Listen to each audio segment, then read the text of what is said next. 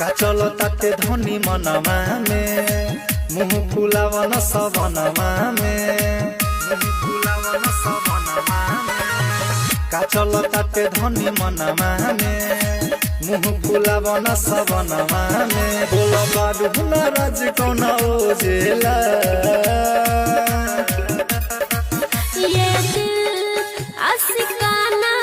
चल ढारे के बहाना खोजला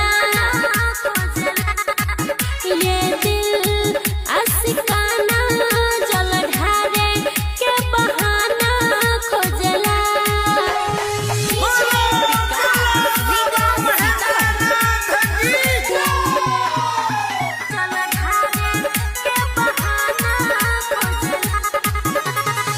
चल न जाई हुई बड़ी पीर हो कलन दर्शन गाँव के